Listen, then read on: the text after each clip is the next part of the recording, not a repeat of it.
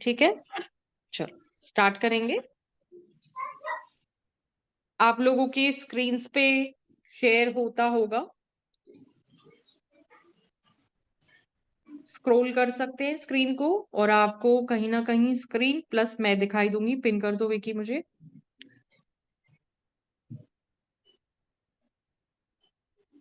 चलो विकी पिन करो मुझे। मैम पिन कर दिए हैं। ओके चलो, चलो मैंने सेक्शन नंबर 7 भारतीय साक्ष्य अधिनियम, जो कि हमारा बिल पास तो हो नहीं चुका है, क्या कहूं, बिल पास हो चुका है, तो वो अब यहां से मैंने ऑलरेडी 7 सेक्शंस खत्म कर चुके हूं मैं। अगर आपको इसके पहले के लेक्चर्स देखने हैं तो मेरा यूट्यूब पे एक चैनल है जिसका नाम है एडवोकेट पीयू रत्नानी के नाम से, जिसमें मेरे लॉ क्लासेस चलते हैं, तो मेरी क्लासेस भी वहां पे शेयर होते हैं, आप उसको भी देख सकते हैं। और प्लस में जिन जिन का नहीं हुआ है, जो जो नए ज्वाइन कर रहे हैं, जहां से रह गया है मुझे आप अपडेट करेंगे, मैं वहां से आगे से पढ़ाऊंगी ना। थिंग्स सेड और done by conspiracy in reference to common design. एक मिनट, सॉरी, हमारा यहाँ पे है ना,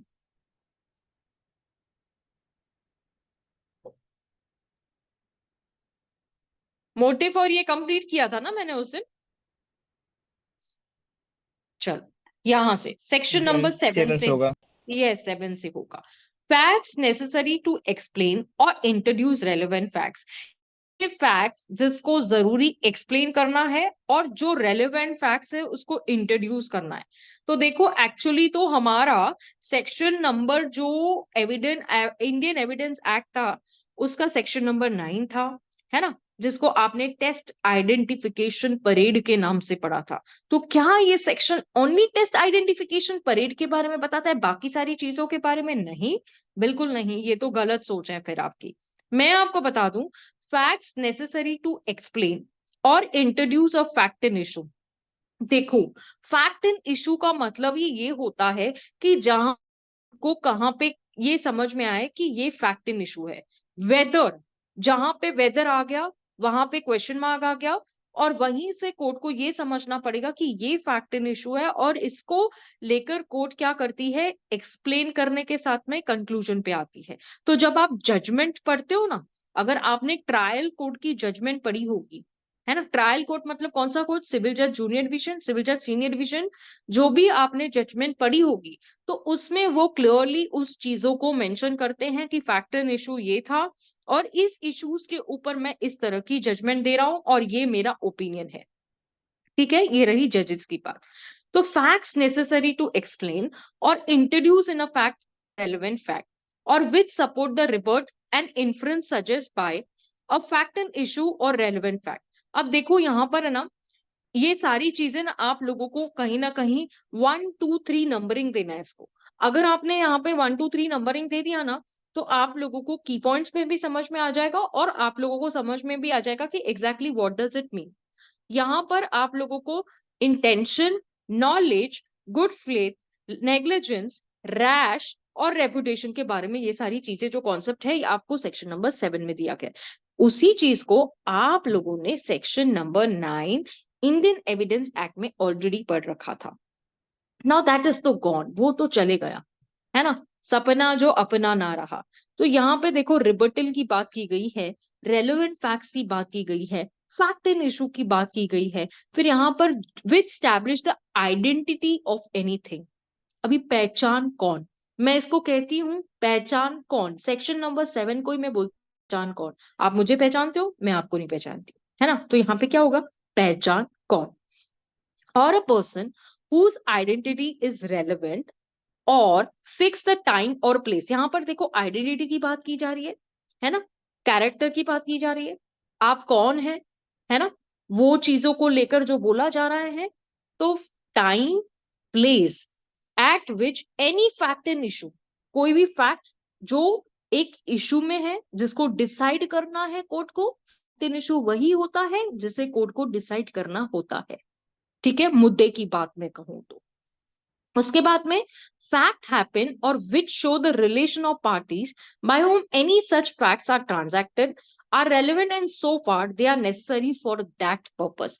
अब मैं आपको ना धीरे धीरे बहुत सिंपल और बहुत इजी वे से समझाऊंगी, जैसे आप लोगों को ये जो है ना पॉइंट एकदम क्लियर हो जाए। देखो, ये बोलता है पहली बात, टेस्ट आइडेंटिफिकेशन परेड। ठीक है, ये आपका फर्स्ट की पॉइंट हो गया। एग्जाम्पल के तौर पे भी बताऊंगी। When a prosecution opens a case, he will state an introductory facts. Prosecution का मतलब क्या होता है? कंप्लेनेंट। ठीक है, अगर समझो आपने चोरी करी है, आप मतलब मैं एग्जाम्पल ले लूं, अगर आपने कोई चोरी करी है तो पुलिस क्या करेगी? आपको पकड़ के लेके जाएगी, जेल में बंद कर देगी, पीसी हो जाएगा आप लोगों के लिए, यानी कि पुलिस कस्टडी। अब जब हम सीआरपीसी पढ़ेंगे ना, जो 14 डेज की कस्टडी होती थी, अभी 68 69 डेज की कस्टडी कर दी है उन्होंने। तो पुलिस के हाथ में हम लोग आ चुके हैं। मतलब जो दबदबा हमारे एडवोकेट्स का था ना कि ये देखेंगे तेरे को, अब ये जो आयु होंगे इंस्पेक्शन ऑफिसर्स, पुलिस स्टेशन वाले, पुलिस ऑफिसर्स, ये देखो हमारे ऊपर कैसे रोब चलाते हैं। क्योंकि एज पर सीआरपीसी मेजर जो चीजें हैं वो दे दी गई है इनके हाथ में, पुलिस वालों के हाथ में। पहले पुलिस वाले हमसे डरते थे, अब पुलिस वाले कहीं ना कहीं हमको डराएंगे, अगर वो लोगों ने लॉ समझा होगा तो, जो न्यू लॉज आए हैं जिनके बारे में अगर उनको अंडरस्टैंडिंग होगी तो। अब यहाँ पे मैं टेस्ट आइडेंटिफिकेशन की परेड की बात बता रही हूँ कि जब भी केस चालू होता है तो केस चालू कौन करता है? जिसे कहते हैं आई ओपनर। ठीक है, हम ऐसे कहते हैं आई ओपनर। आई ओपनर का मतलब होता है कि जो केस को स्टार्ट करता है। प्रोसिक्यूशन जो होती है, जैसे हम कहते हैं कंप्लेनर, लिख दो अपने पास, prosecution is equals to complainer, who begins the case, who starts the case, who comes before the court to start a case. ठीक है, यहां पर आपको मैंने कहा कि facts means that facts which are eye opener of the case, ऐसे facts जो आप लोगों के केस का खुलासा कर रखे। ठीक है, ये वो फैक्ट्स है जो प्रोसिक्यूशन लेके आएगी। जिसने कंप्लेन की है, जो बोल रहा है कि मेरे साथ ये हुआ है, तो उसने कंप्लेन करी है। अगर उसने कंप्लेन करी है तो कहीं ना कहीं उसको प्रूफ करना पड़ेगा ना कि हाँ ये चोर है, इसको सजा दो। इट्स जस्ट एन एग्जाम्पल, ऐसे तो बहुत सारे एग्जाम्पल्स मैं आपको देने वाली हूँ। ठीक है, उसके बाद में test identification not only person but also thing. ठीक है, जब चोरी होती है तो चोर क्या आपके घर से लेता है, मेरे घर से लेता है, बाजू वाले के घर से लेता है, तो वो सारी क्या चीजें हुई, वो थिंग्स में आ गई। ठीक है, मोबाइल होने दीजिए, चार्जर होने दीजिए, घर के कोई भी सामान होने दीजिए, या कुछ भी होने दीजिए, एनीथिंग एनीथिंग। तो वो थिंग जो है वो सामान की बात कर रहा है, वो थिंग जो है वो आप लोगों को सामान की बात कर रहा है। आ रही है बात ध्यान पे? समझ में आ रहा है यहाँ से? Yes ma'am. Yes Vicky ma'am. Clear हो रहा है? आदित्य, आप लोगों को सबको क्लियर हो रहा है? तो मुझे बताओ कहीं पे प्रॉब्लम है तो प्लीज नहीं let me ma'am, no. Clear clear है मैम। क्लियर है ना? चलो, यस अब मैम। देखो यहाँ मैम पर। यहाँ एक चीज और ये है कि जब 68 दिन का जब पुलिस कस्टडी ले सकता है अपने अंदर। वाट लग जाएगी, वाट। मैं आपको बोल रही हूँ ना कि हम लोगों का मतलब गए काम से बाहर। उसके बाद उनको एक टाइम पीरियड सेट कर दिया गया कि चार्जशीट जो है आप लोगों को 8-10 दिन में चार्जशीट लेके आने की है। मतलब ट्रायल तो ऐसे ही चल गया, मतलब हम तो जेल में मर गए ना, हम तो जेल में सड़ गए ना। ये वही जो बात लॉ है मैम है कि ना, मैम बट ये तो गलती हुआ है। बहुत मेजर गलती हुआ है, बहुत बड़ा ब्लंडर। मैं वही तो बताने की इसमें कोशिश कर रही हूँ, जो आप लोग है ना, आप लोगों को मालूम ही नहीं है कि इस कानून में क्या क्या चेंज, वो जो है ना, वो 173 में एफआईआर आ रही है। अरे लेकिन मेजर तो ये बताओ कि उसके पीछे ये जो लॉज लेके आए हैं उसके मैम बाद में आप कितनी तकलीफ फेस करने वाले हो ना। आप लोगों को लग रहा है क्या है, कुछ सेक्शंस ही तो वो बदले हैं, पर वो सेक्शंस तुमको मारने वाले हैं। ये सांप है, इसमें ये मैम हमारी एनाकोंडा अभी हम बैठा है। हमारी जो रेपुटेशन है, लॉ की रेपुटेशन जो है, लॉ फील्ड की, उसमें उसकी दाव पे आ रही है, रेपुटेशन दाव पे आ रही है, क्योंकि हम पिटीशन करेंगे, फिर 68 दिन का है, वो सीधे बोला 68 दिन तक हम अपने अंडर कस्टडी हाँ, रखेंगे। मतलब जो अक्यूज रहा वो तो मर गया ना। और एक्यूज और मेरी भी 68, अपना भी तो रेपुटेशन गया ना, एडवोकेट का भी हाँ रेपुटेशन जा रहा है इसमें। हाँ, ऑफ कोर्स मतलब ये तो ऐसा हो जाएगा कि पुलिस कस्टडी के ऊपर कस्टडी, एमसीआर के ऊपर एमसीआर, ये तो बढ़ता जाएगा, हाँ मैम, राइट मैम। जाएंगे हम लोग। वही तो मैं कहने की कोशिश कर रही हूँ आप लोगों को, जो लॉ आप लोगों को यहाँ पे दिख रहा है ना, बिहाइंड द पिक्चर सीन्स, ये लॉ वो लॉ नहीं है, ये लॉ वो लॉ नहीं है। आधी से ज्यादा चीजें जो है वो पुलिस की तरफ डाइवर्शन में दी गई है कि पुलिस देख लेगी। अभी पुलिस क्या हमारी बाप लग के गई है क्या? हम जब आर्ग्यू करते थे, आयो को हम लोग विटनेस बॉक्स में लेके उसकी चंपी करते थे, तो उसको थर थर थर थर हमारे सामने का। अब मतलब ऐसे हो गया ना कि लॉ हाथ में जा रहा है, मेजर जो टिल्ट वो उनके पास जा रही है। तो मैं इसलिए तो कह रही हूँ कि आप लोगों को जो ऐसे हम लोग खुश हो रहे हैं, और हम बोल रहे हैं कि इतने सेक्शंस तो हमारे माइनस हो गए ना। आईपीसी तो जो हम लोग इतना गट गट गट गट गट गट पढ़ते थे, उतना तो हमारा माइनस हो गया ना। अभी न्याय संहिता में कितना है? थोड़ा है, लेकिन तुमको मार डालेगा। क्यों? मैम माइनस क्यों नहीं मार है, डालेगा? उसमें अब क्लॉज दे दिया है, 1 2 3 4 2 के अंदर हिस्सा दे दिया है। क्लॉज भी छोड़ दो विक्की, क्लॉज भी भाड़ में गया। क्लॉज की बात की भी टेंशन मत लो, वो तो हम लोग आपको ऐसे ही रटा रटा देंगे। फाइन बढ़ा दिया, सेंटेंस बढ़ा दिया, चीजों को चेंज कर दिया। हम्म उसके बाद में हम जो बोल रहे हैं ना कि इतना इतना सा चेंज आया है, लेकिन उस चेंज का ये लोग कितना मिसयूज करने वाले हैं ना, अब देख लेना। जो लॉयर्स के लिए एक ये था ना कि अब बस क्या है, आईपीसी रट चुकी है, सीआरपीसी रट चुकी है, एविडेंस रट चुका है, ऐसे स्टूडेंट भी मैं आप लोगों को बोलूं कि आप भी कितना भी बोलो ना, हम लोगों को वो रट्टा रट चुका था। अब जो है नया पढ़ना है, नई चीजें देखनी है, तो उसको लेकर हम क्या करने वाले हो आप लोग? ये इम्पॉसिबल हो जाएगा, लॉयर्स के लिए बहुत चैलेंजिंग काम हो जाएगा। और अगर उन्होंने अभी नहीं पढ़ा ना, अगर उन लोगों ने चीजें अभी नहीं पढ़ी ना, तो मैं क्लियर कट बोल रही हूँ, कुछ नहीं बचने वाला है। दैट मीन्स अगर आप कोर्ट के सामने जाओगे ना, तो आप बुली होके आओगे वहां से, कहीं ना कहीं कोर्ट आपको चंपी करके भेजेगी, क्योंकि वो खुद भी पढ़ रहे हैं। वो लोगों को पता ही है ऑलरेडी कि ये सब आने वाला है, और इसी सब चीजों पे, पॉइंटर्स पे हमको काम करना है। तो तैयार हो जाओ। इसलिए तो मैं बोल रही हूँ कि मैं इतना डिटेल में क्यों पढ़ाती हूँ, मेरे को क्या पड़ी आपको डिटेल में पढ़ाने के लिए, और वो सेंटेंसेस पे इतना हाईलाइट करने के लिए, क्योंकि आगे हम इसको पढ़ेंगे ही नहीं, फिर क्या करोगे आप? इसलिए मैं बोल रही हूँ कि अभी से बेसलाइन क्लियर करो, आगे बहुत तकलीफ होने वाली है, और सारे लॉयर्स को तो होगी होगी, स्टूडेंट्स को भी बहुत होने वाली है। बहुत मतलब बहुत, वेरी पैथेटिक स्टूडेंट्स, मतलब ऐसी सिचुएशन होने वाली है कि it is something which can not be controlled.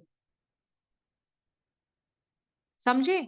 चलो आगे बढ़ते हैं, डाइवर्शन नहीं देती हूँ। अब मैं आप लोगों को एक चीज बताती हूँ। देखो, यहां पर इस वक्त आप मुझे चाटा मारना चाहते, क्यों? वकील होके ये बोल रही हूं कि आप लोगों को बहुत परेशानी आने वाली है। मन में तो आता होगा, एक थप्पड़ लगा के दूं, एक चाटा लगा के दूं, या मैं आपको मारना चाहती हूँ?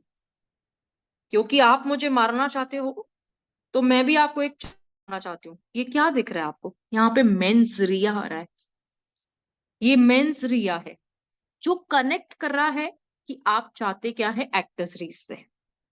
यानी आपका जो इंटेंशन है वो मलाफाइड है। आपकी जो इंटेंशंस है, पहले तो मेरे को ऐसे लगा मैं आपको जन्नाटेदार एक थप्पड़ दूं, फिर आपको ऐसे लग रहा है कि हम क्यों ना मारे, कोई थप्पड़ खा के थोड़ी रखता है। तो मेंस रिया और एक्टर्स रीज, ये दोनों मिलके कहीं ना कहीं एक चीज जनरेट होती है, जो आप लोग यहाँ पे देखेंगे। ठीक है? यहाँ पर फैक्ट क्या कर रहा है? आइडेंटिटी को सपोर्ट कर रहा है ना? ऐसी बोल दी ना मैंने कि आप एडवोकेट्स है, लेकिन आप लोगों को बहुत परेशानी वानी यानी कुछ भी मत सोचो आप, तो कहीं ना कहीं आपको आपके इंटेंशंस तो क्लियर होके रहेंगे ना। ये क्या हमको बता रही है, हमको सब मालूम है।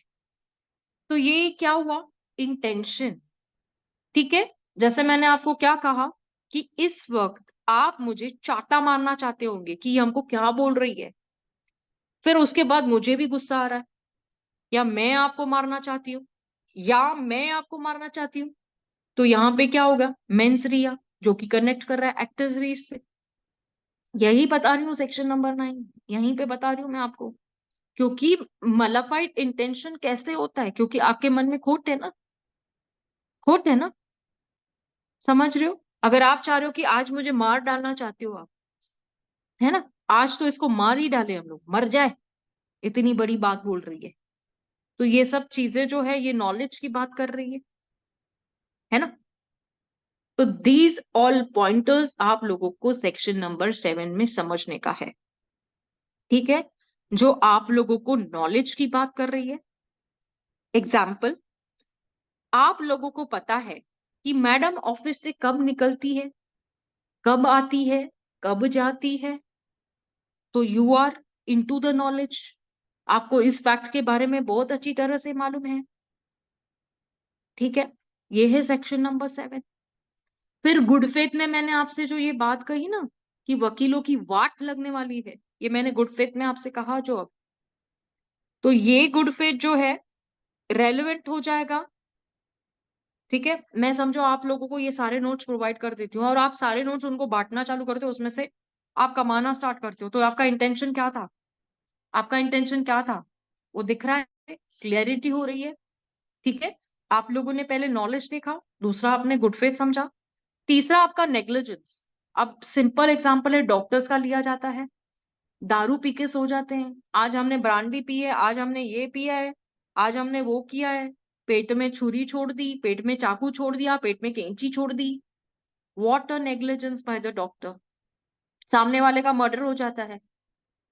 इंटेंशन दिख रही है ना कि डॉक्टर की क्या थी, कि पेशेंट को ट्रीट करने की या उसको मर्डर एकदम मार डालने की, या गला दबाने की, मर जा, तेरे से मेरा ऑपरेशन मेरे को नहीं समझ में आ रहा है, तेरे को किससे बचाने का है, मर जा। तो here it is a negligence of the doctor. Then comes रैश। रैश पेक्स की, अगर एक कंपाउंडर है, डॉक्टर बोल रहे हैं आज मैंने बहुत दारू पी है, मैं तो नहीं आ सकता है, तू इच कर दे। ठीक है, यहाँ पे रैश नेग्लिजेंस हो गया कि भाई कंपाउंडर होके एक पेशेंट का ऑपरेशन कर रहा है, भले सक्सेस हो जाने दो, भले ही सक्सेस हो जाने दो, क्या फर्क पड़ता है। ठीक है, तीसरी बात गुडविल की, आज जो रेपुटेशन हमने बनाई है, देखो अब रेपुटेशन हमारी कैसे जाती है, आगे आप लोगों की रेपुटेशन की कैसे वाट लगने वाली है, कैसे आप प्रॉब्लम में आओगे। जहां पर आप लोगों को आपके क्लाइंट्स पूछेंगे हम तो 420 करते थे, फिर अब आपको नहीं पता है कि नया कानून आया है, आपको ये करना पड़ेगा, तो कब से लागू होगा वो।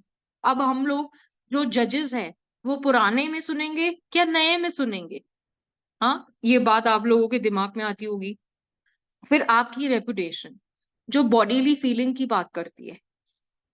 ठीक है, और कहीं ना कहीं हमारी जो बॉडीली फीलिंग्स होती है कि हाँ आज ये तो क्या आइटम लग रही है, क्या मस्त लग रही है, क्या ये लग रही है ना, बहुत सारी चीजें होती हैं। तो वो सब आप लोगों का आइडेंटिटी के बारे में बता रहा है, टेस्ट आइडेंटिफिकेशन परेड के बारे में आप लोगों को यहाँ पे क्लियर कट जानकारी दी जाएगी। एक फैक्ट लेती हूँ, एग्जाम्पल लेती हूँ। ठीक है, एक दिन क्या होता है, एक चोर है, ठीक है, उसने चोरी करी। तो आप बोलेंगे हर चोर तो चोरी करता है ना, उसमें क्या नई बात बता रही हो कि हर चोर जो होता है वो तो चोरी करता है ना। एक मिनट, हाँ, जो चोर होता है वो चोरी करता है, तो इसमें नई बात क्या है ना नई बात। आपकी पर्स चोरी हो गई, विकी का मोबाइल चोरी हो गया, फिर यहाँ पर डीके साहब का समझो ब्रीफकेस गुम हो गया। सारी चीजें देखो कैसे गोलमाल है भाई, गोलमाल है। तो ये सारी जो फैक्ट्स यहाँ पे मैं आप लोगों को बता रही हूँ। अब आप गए पुलिस स्टेशन कंप्लेन करने के लिए कि जो एक बंदा आया था पता नहीं कौन था, तो मतलब जो एफआईआर होगी वो अननोन नाम से होगी, किससे होगी, अननोन पर्सन के नाम से एफआईआर होगी, क्योंकि आप जानते ही नहीं है चोर कौन है, आपको पता ही नहीं है, तो एफआईआर कहाँ से होगी? हाँ तान्या जी, हैप्पी न्यू ईयर, आपको भी नए साल की बहुत बहुत शुभकामनाएं। ठीक है, चलिए आगे बढ़ रही हूं मैं। जैसे अब चोर तो चोरी करके चले गया, एफआईआर हो गई अननोन पर्सन के नाम से। पहले कब होती थी? 154 में, अब कहाँ होगी? 173 में, है ना? तो ये सारी चीजों को आप रटेंगे नहीं, समझ के लेने का है। नेवर थिंक ऑफ रटोफाइंग एनीथिंग, ठीक है? तो आगे मैं जैसे बता रही हूँ आपको कि जैसे चोर तो चोरी करके चले गया, अब आप उसको कहाँ पे ढूंढेंगे? कौन ढूंढेगा? पुलिस ढूंढेगी ना। आपका क्या काम है? आप पुलिस स्टेशन में जाके कंप्लेन लिखा के आ गए। प्रोसिक्यूशन जो होगा, जब केस ओपन होगा, तभी अब प्रोसिक्यूशन का वकील खड़ा हो जाएगा, आपका वकील खड़ा हो जाएगा। आपने कंप्लेन करी है ना कि ऐसी ऐसी चीज हुई है, ऐसी ऐसी बात है, ठीक है? तो जैसे चोर पकड़ा गया, ठीक है, चोर पकड़ने के बाद चोर ने अपनी जब गठरी खोली तो उसके अंदर इतनी सारी चीजें थी, इतनी सारी चीजें थी कि क्या है ये, क्या है ये, क्या है वो, क्या है? तो यहाँ पर मैं जो थिंग की बात कर रही थी ना, रोलेक्स वॉच, लैपटॉप, आईफोन, है ना, जो कि हमारे डेली बेसिक नीड्स है आजकल। तो ये सब चीजों की जो वांटिंगली हम लोगों को जरूरत, जैसे मैं कहूंगी, तो अब जब उसने ओपन किया तो उसमें तो मेरा सामान भी था, आपका सामान भी था, औरों का सामान भी था। तो आप लोगों को क्या करना होगा? वो सारे सामान में से आइडेंटिफाई करना होगा और अपने सामान को बोलना पड़ेगा दिस इज माइन। और उसके बाद वो क्या होता है? कोर्ट के लिए वो मुद्देमाल होता है। कोर्ट के लिए क्या होता है? मुद्देमाल होता है। मुद्देमाल का मतलब क्या होता है? आर्टिकल। और उसको सीज करने के बाद में कोर्ट के सामने लेके जाया जाता है। और उसके बाद जब कोर्ट उसको देख के उस चीज के ऊपर उस डॉक्यूमेंट को नंबर देती है, फिर से वहां से जो पुलिस ऑफिसर रहता है उसको कोर्ट के पेपर में बांध के, वो पेपर्स में बांध के उन चीजों को वापस ले जाता है। समझा? Test identification parade. हाँ, आपने ओए लक्की ओए मूवी देखी थी? देखी होगी ओए लक्की ओए, है ना? देखा या नहीं देखा है? जिसमें क्या था वो, उसका रोल क्या था? नटवर लाल था ना उसके अंदर? विक्की कौन था?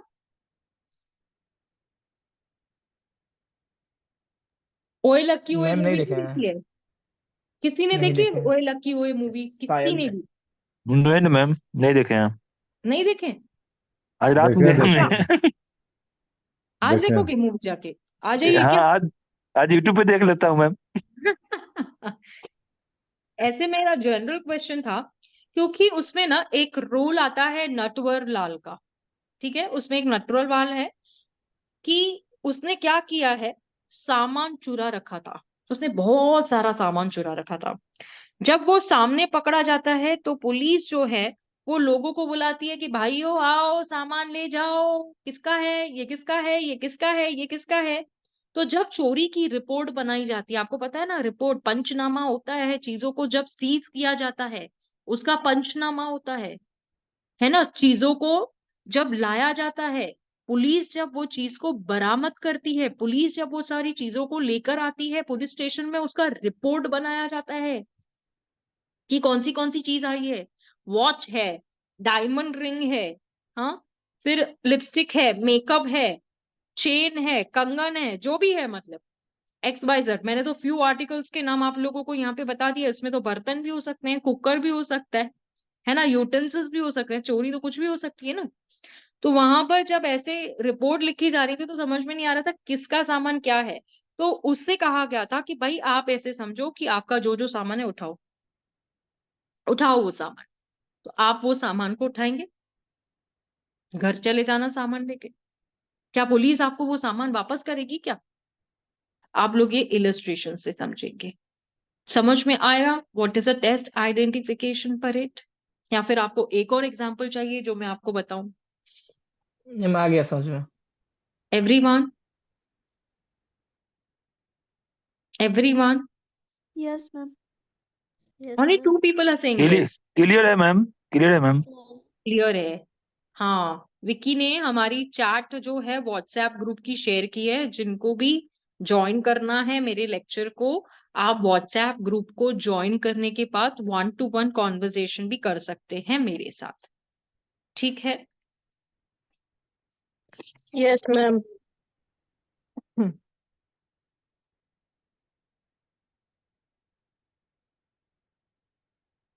चल आगे बढ़ते हैं, ले लूं आगे, चलो चलो चलो। अब यहां पर इलस्ट्रेशंस है। आप बोलेंगे मैम ये इलस्ट्रेशंस पढ़ने की क्या जरूरत है? तो अगर आप जीके जीएस की प्रिपरेशन कर रहे हैं, एपीओ की प्रिपरेशन कर रहे हैं, जुडिशरी की प्रिपरेशन कर रहे हैं, या फिर आप लोग स्टूडेंट्स हैं, अगर इलस्ट्रेशन नहीं तो आपको मार्क्स भी नहीं, ठीक है? No illustration, no marks. Now, the first illustration is the question is whether A given a given document is a will of A. जो डॉक्यूमेंट दिया गया है मैं समझाती हूँ, हिंदी में समझाती हूँ और बहुत स्पष्ट समझाती हूँ। The state of A's property and of his family at the date of alleged will may be relevant facts. अब ये जो alleged है ना, ALLEGED, ये ना हमेशा अपने दिमाग में एक चीज आप भर लो। alleged means जिसे कहा जा रहा है, हमें क्या पता, हम क्यों यकीन करें भाई, वी डोंट नो, हमको नहीं मालूम, तो दैट इज अलाइज्ड, जिसको हम लोग इमेजिनरी कहते हैं, जिसको आप बोल रहे हो उसको मैं क्यों मानूं, दैट इज अलाइज्ड, ठीक है? जस्ट एग्जांपल देने के लिए बता रही हूं मैं आपको। चलो, अब जो भी डॉक्यूमेंट, जो डॉक्यूमेंट, ये क्या ये ए की विल है? ये फैक्ट इन इशू है। कोर्ट के सामने मुद्दा क्या है? क्या ये ए की विल है? The question is whether a given document is the will, ठीक है? कोर्ट के सामने ये प्रश्न है कि ये जो डॉक्यूमेंट है, क्या ये विल ए की है, ठीक है? जिस टाइम पर, यहां पे मैं बता दूं कि जिस टाइम पर विल हुआ है उसका जो डेट है उस प्रॉपर्टी का, तो ए की क्या प्रॉपर्टी है? तो आप लोगों को ये जो चीजें हैं रेलेवेंट कब बनेगी? जब उस विल में उसकी फैमिली आके बोलेगी कि ये जो प्रॉपर्टी है विल के अंदर, ये मेन रोड पे है ना, और ये प्रॉपर्टी जो है इसका डिस्क्रिप्शन ये है, इसकी बाउंड्रीज ये है, हम यहाँ रहते थे। तो ये जो बोल रहे हैं ना, आपको जो मैं चीजें बता रही हूं इसको कहते हैं सरकमस्टेंसेस, जो आपको बता रहे हैं, डिस्क्राइब कर रहे हैं, रेलेवेंट फैक्ट के बारे में बता रहे हैं, ठीक है? अगर वो बंदा मर गया जिसने ये विल बनाई थी, ऑफकोर्स जब मरेगा तभी ये विल आएगी ना, जब ये मरेगा तभी तो विल एग्जिस्टेंस में आएगी, नहीं तो विल का क्या बनना, विल का क्या काम है? तो ये रेलेवेंट तब हो जाएगी जब वो चीजों को एक्सप्लेन करेगी कि ये मरने के बाद इसी ने करी है, हाँ, मरने के बाद ये जो विल है इसी ने करी है, पहली बात। दूसरी, ये एक्सप्लेन करेगी। तीसरी, ये इंटेंड करेगी कि आपको एक्सप्लेन क्या करेगी कि हाँ मरने के बाद यही तो था, तो कोर्ट क्या देखेगी कि ये जो प्रॉपर्टी की बात कर रहा है क्या ये वही प्रॉपर्टी है जो विल में लिखी गई है? एक्सप्लेन कर रही है, इंट्रोड्यूस कर रही है कि ये प्रॉपर्टी का डिस्क्रिप्शन है, एक बंगलो है, दो दो उसमें रूम्स है, 3 बाथरूम्स है, वो सब सारी डिस्क्राइब कर रही है। तो ये जो है ना, आपको सपोर्ट कर रहे हैं कि हाँ जो मरने से पहले जो बंदा विल करके गया था वो यही विल है, दिस इज द विल, ठीक है? तो आपको उस विल का टाइम कब की गई है, प्लेस, ये सारी चीजें आइडेंटिफाई करेंगे, कोर्ट देखेगी साइन किसकी है, ठीक है? तो मैं आपको बता दूं कि कोर्ट है ना ये सब चीजों को बहुत ध्यान से देखती है, क्योंकि जब आप किसी विल को कहीं ना कहीं कोर्ट के सामने जाके, अगर आपकी विल रजिस्टर्ड ही नहीं है, सामने वाला बंदा विल करके गया लेकिन रजिस्टर करना नहीं रहा, क्योंकि यार हो सकता है उसकी कोई मजबूरी हो, आपको पता है सेम डे डॉक्टर सर्टिफिकेट लगता है एक विल को रियल एग्जिस्टेंस में लेके आने के लिए, सेम डे, विल को एग्जिस्टेंस लाने के लिए अगर आप विल करने जाते हो ना, तो उसी दिन आपको डॉक्टर का सर्टिफिकेट लेना पड़ता है, तब जाकर आप विल कर सकते हो। अगर आपने 1 से 2 दिन पहले डॉक्टर का सर्टिफिकेट लेके रखा होगा ना, तो आपकी विल ये नहीं होगी। समझो आप वो जो डेट पे हुआ आप मर चुके थे, किसी और ने विल कर दी, तो हम कैसे बिलीव करेंगे? तो ये सब चीजों का ध्यान में रखते हुए डेट एंड टाइम जो कोर्ट वहां पे देखेगी, समझ, क्लियर हो रहा है? Yes ma'am. उस्मा है क्लास में? यस मैम, हम क्लास से मतलब कॉलेज से लेट आए ना, तो इस वजह से लेट ज्वाइन किया। ओके, चलो। Now a source for libellus imputing a disgraceful conduct to A, B affirms that the matter alleged to be libellous is true. The position and the relation of the parties at the time when libellus was published may be relevant fact as introductory of the fact in issue. The particular of the dispute between A and B, the matter unconnected with alleged, समझाती हूँ, label are irrelevant, पहले relevant बोल रहा है, बाद में irrelevant बोल रहा है, चिंता मत करो। क्यों बोल रहा है, क्या बोल रहा है, मैं हूं। Though the fact that there was a dispute may be relevant if affected by the relation between A and B. अब मैं आप लोगों को यहाँ पे बता देती हूँ कि ए ने बी को सू किया। सू किया मतलब केस किया, ठीक है। सू करता है कि जो भी यहाँ पर सूट इंस्टीट्यूट किया गया है, लिबिल को अगर मैं कहूं तो, लिबिलस एक्ट को कहूं तो डिफॉर्मेशन का केस समझ के चलो। मेरी इज्जत ही सब कुछ है, जो है वो मेरी इज्जत है, अगर मेरी इज्जत नहीं तो मेरी इज्जत का मैं सुन के नहीं लूंगी, ये है लिबरल्स एक्ट जिसके बारे में बता रहा है। मतलब समझो उसने आपका अपमान, जैसे कहते हैं ना अपमान, अपमानजनक लेख लिखा था उसने, ठीक है, उसने आपके लिए एक अपमानजनक लेख लिखा था, कुछ ऐसी बात लिखी थी आपको लेकर जो शी डर्टी वल्गर, एक ऐसी बात कहूं तो उसके कंडक्ट के लिए उसको सू किया जाएगा कि तूने मेरे लिए ऐसा कैसा लिखा, तेरे बाप का राज है क्या, तूने ये मेरे लिए लिखा है अपमानजनक लेख।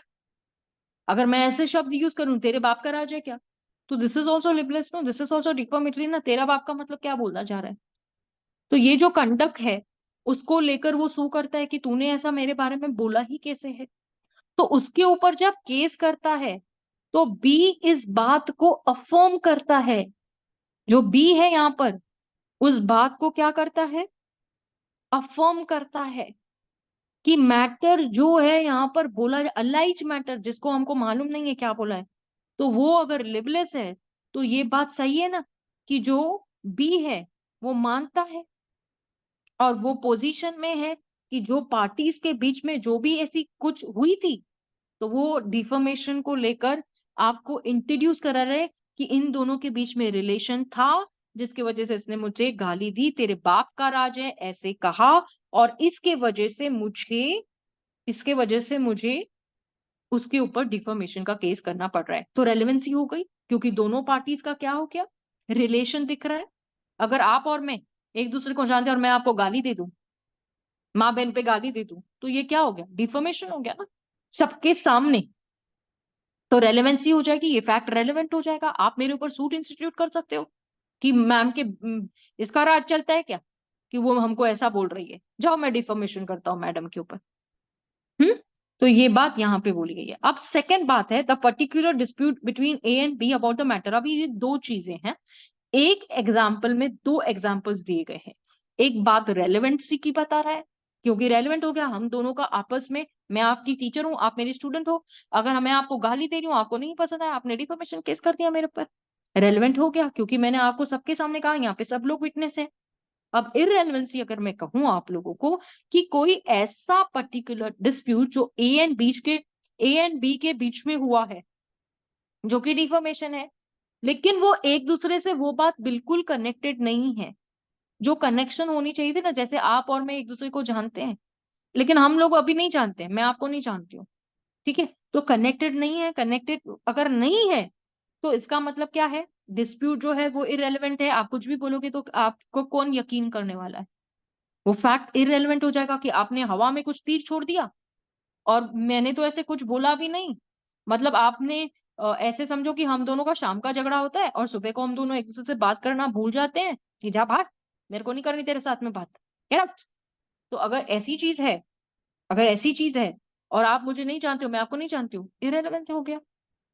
जो फैक्ट है ही नहीं, जो नहीं, आपकी मेरी रिलेशन क्या है, आप मुझे जानते हो क्या? रोड पे चलते हुए कुत्ता भौंक रहा है, आप उसको लेकर डिफॉर्मेशन केस करने चले जाओ कि क्या इसने मुझे बोला, वाला कि वो मुझे नहीं बोल रहा था, वो किसी और को बोल रहा था, तो ये रेलेवेंट हो जाएगा, जो फैक्ट रेलेवेंट ही नहीं है। तो यहाँ पे आपको दो एग्जांपल्स है, एक है रेलेवेंसी की बात करता है, एक है इररेलेवेंसी की बात करता है, एक है रेलेवेंट, एक है इररेलेवेंट। समझ में आया? अगर रिलेशन इफेक्ट करेगा तो वो चीज रेलेवेंट हो जाएगी। जहां पर मैं आपको क्लियर कट यहाँ पे लिख दूं कि अगर रिलेशन इफेक्ट करता है तो वो चीज रेलेवेंट हो जाएगी। where relation affects, that becomes relevant।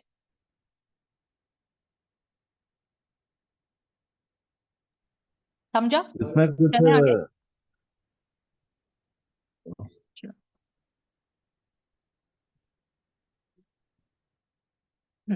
Now यहाँ पर हम आते हैं, A is an accused of crime.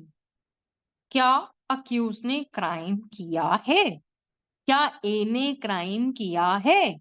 ये प्रश्न फैक्ट इन इशू के जैसे कोर्ट के सामने आया है। Now this is the question which is come before the court कि क्या ए ने क्राइम किया है। ठीक है, समझ में आया? इधर तक समझा मैंने क्या कहा? The fact is that, please of your mics. The fact that soon after the commission of the crime, A absconded from the house under section 8। अब यहाँ पे अंडर सेक्शन 8 नहीं होगा, यहाँ पर कौन सा सेक्शन होगा? हाँ, यहाँ पर हम कौन सा सेक्शन पढ़ रहे हैं? 7। हाँ, वेरी गुड, जिसने भी बताया, this is for you. Okay, as a conduct subsequent to affected by fact in issue, the fact is that at the time when he left home, he at the place to which he went is relevant and tending to explain the fact that he left home suddenly। मैं बताती हूँ क्या है।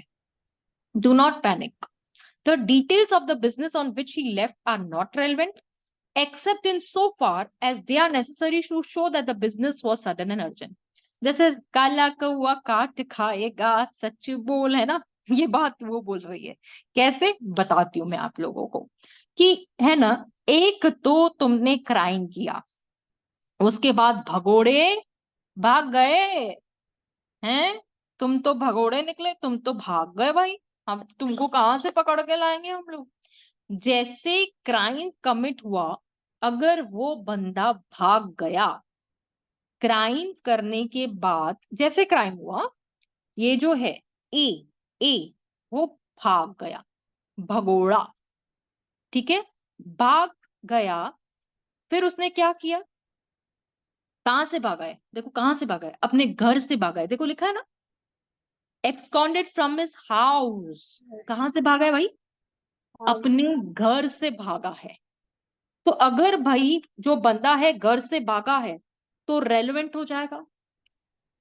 ठीक है, जो एक तो क्राइम किया, घर गया और घर से भाग गया, ठीक है। अब सब्सिक्वेंट कंडक्ट जो यहाँ पर कनेक्टिविटी आपको दिखा रहे हैं, एज द कंडक्ट सब्सिक्वेंट,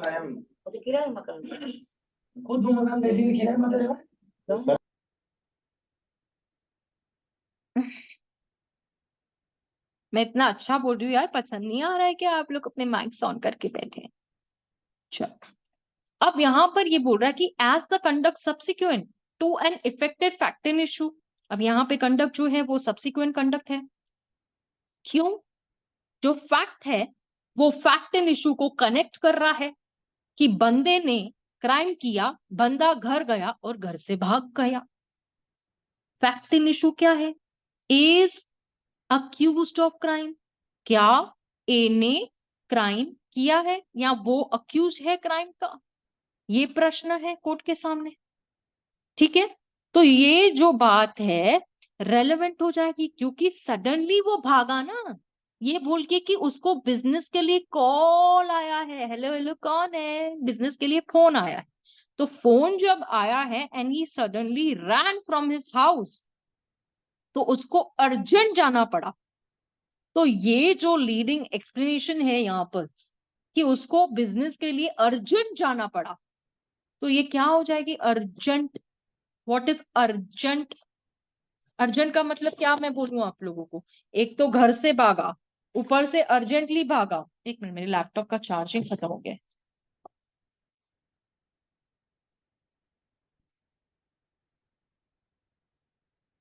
ठीक है, अगर ऐसी बात है तो आप लोगों को यहां से क्लियर हो रहा है कि घर से जाना पड़ा बिजनेस के लिए, तो तब तक वो रेलेवेंट कैसे होगा? तब तक वो रेलेवेंट कैसे होगा? एग्जाम्पल मैं लेती हूँ आप लोगों को। ठीक है, विक्की है ना, विक्की, उसने एक मर्डर किया और भाग गया। कहाँ भागा पता है आप लोगों को? ट्रेन में भाग गया कि मैं बिहार से दिल्ली चले जाता हूँ। ठीक है, जब वो भाग रहा था विक्की वहां से, तो वहां पे पुलिस पकड़ने के लिए आ गई। अब जब पुलिस ने उसको तो विक्की के पास टिकट ही नहीं थी, तो कैसे जा रहा है? तो ये कहीं ना कहीं कनेक्शन दिखा रहा है आप लोगों को कि इसने क्राइम किया, इसने क्या किया, वहां से भागा, वहां से भागा, ट्रेन में चढ़ा, टिकट नहीं, पुलिस ने पकड़ लिया, और उसके बाद में वो सारी चीजें जो फैक्ट इन इशू थी, ये भाग जाना, ये रेलेवेंट, और उसके बाद में पुलिस को वहां से वहां पे आना, विकी को अरेस्ट करके जाना, ये सारी चीजें एक कनेक्ट कर रही है। क्यों? क्योंकि विक्की विदाउट टिकट पकड़ाया गया, यहाँ पे क्राइम हुआ, ये भागा, ट्रेन में मिला, ट्रेन में मिलने के बाद भी इसके पास टिकट नहीं थी। तो ये सारी की सारी चीजें जो है ना, कि वो अर्जेंटली उसको भाग जाना। समझा आप लोगों को रेलेवेंट और इररेलेवेंट के बीच में क्या यहाँ पे है? क्लियर हुआ? जी मैम, हुआ। अच्छा, good. Now, D. A sues for inducing C to break a contract or service made by him with A and C. Leaving A's service says, I am leaving you because B has made me a better offer. मैं तो तुझे छोड़ के जा रहा हूं क्योंकि मुझे दूसरा बॉयफ्रेंड मिल गया है।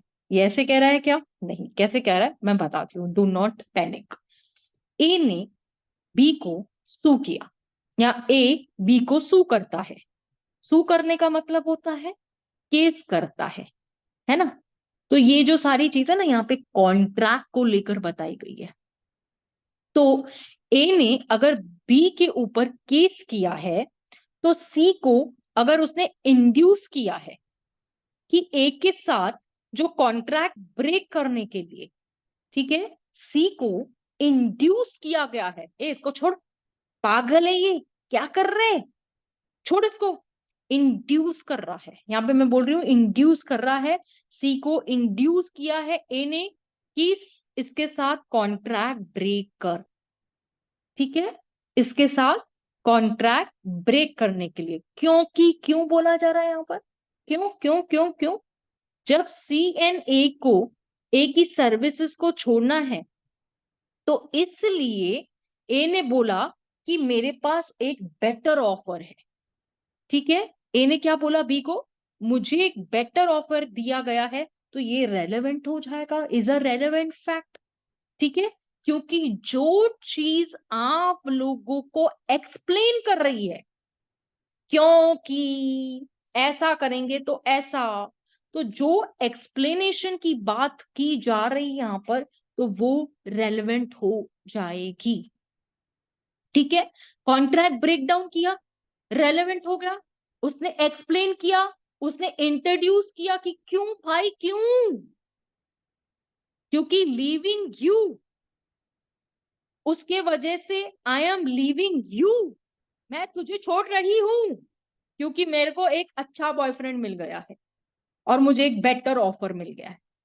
तो this is a relevancy, explanation and introduction. समझा? Clear? Is that clear? Yes, ma'am. Yes ma'am. क्या यार, इतना इतना तो मुझे लगता है स्कूल फीडिंग, स्कूल में भी आप लोगों को ऐसे फीडिंग नहीं की गई कि बेटा ये नहीं ऐसा है, नहीं वैसा है। चलो, is an accused of theft and give the stolen property to B, who's seen, give A's wife. B says he delivers it. A says you are to hide this. B statement is relevant जहां पर आप लोगों को explanation आ गई, introduction आ गई, वो सारा का सारा पार्ट relevant हो जाएगा. ठीक है, यही है इसमें, इतना वही स्टेटमेंट को लेकर आप लोगों को बोला जा रहा है. No, just a minute. हाँ, एफ रह गया ना मेरा. हाँ, A strides for riot and is proved that to have marched at the head of the mob. Cries the mob are relevant explanatory of the nature of the transaction. दंगे होते हैं ना, दंगे, आपको रॉयट्स का मतलब पता होना चाहिए यहाँ पर कि जो दंगे होते हैं, RIOT रॉयट. तो दंगे हुए तो फैक्ट एंड इशू जो है कि इस अबर समझो विक्की ने क्या किया है, हमारे सारे लोगों को इकट्ठा किया है मेरे ऑफिस के बाहर और दंगे कराने के लिए. उसने बोला चलो मैम के ऑफिस को ये करेंगे वो करेंगे. तो सारे फैक्ट्स अगर ये बोलते हैं कि विक्की यहाँ पे हेड है और उसी ने ये दंगा कराया है, तो ये एक्सप्लेन कर रहा है इस फैक्ट एंड इशू को लेकर, इंट्रोड्यूस कर रहा है कि यही था जो मेरे ऑफिस के बाहर लोगों को लेके आया था और मेरे खिलाफ ये करने के लिए उसने ये मॉब को पूरी तरह से तैयार किया था. जो आपको एक्सप्लेन कर रहा है, जो आपको इंट्रोड्यूस कर रहा है कि विक्की वो ही था जो दंगा कराने के लिए हेडमास्टर था. समझा? F option clear? Clear? Yes, ma'am. चलो. Yes, ma'am. ना अब यहाँ पे ना ये जो evidential of the test identification, अगर मैं कहूँ आपको test identification with evidential value. अब यहाँ पे साक्ष्य की जो वैल्यू है, अगर समझो आप कोर्ट में गए हो, ठीक है, आपने किसी विटनेस को बुलाया है और विटनेस से ये पूछा जा रहा है कि यही वो चोर है ना, वहां पर अक्यूज्ड को पहचानो. जो मैं कह रही हूँ ना, पहचान कौन, तो आप उस अक्यूज को पहचानो कि इनमें से चोर कौन है. अगर उसने मुझे समझ लिया तो मैं तो चोर हूं ही नहीं, I am not a thief, I am not चोर. तो यहां पर क्या हो गया, जो टेस्ट आइडेंटिफिकेशन परेड है वो ही अगर हम लोगों को इसमें आ गई कि अरे इसने जो चोर है उसको सही पहचाना ही नहीं, तो अक्यूज के फेवर में केस चले जाएगा, बिल्कुल चले जाएगा. समझ में आया? तो ये है evidential value of test identification parade. तो identification of the accused by the witness is test identification parade. It is shared by primary evidence but not by substantial evidence.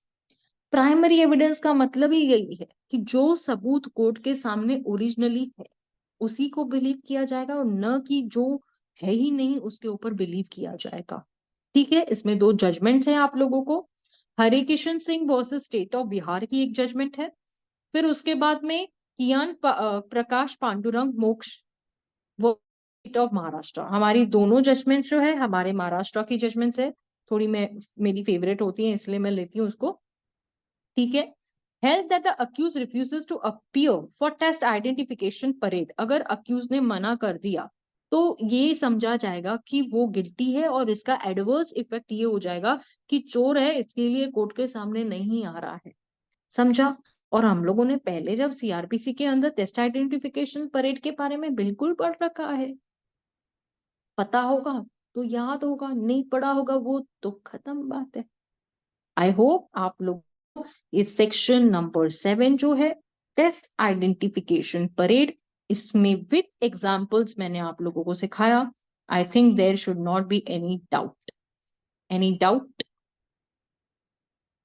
नहीं नो मैम, मैम. नहीं है। No किसी ma'am. को नहीं है? किसी को नो नहीं है? Ma'am. Nobody, nobody. Vicky recording stop करो.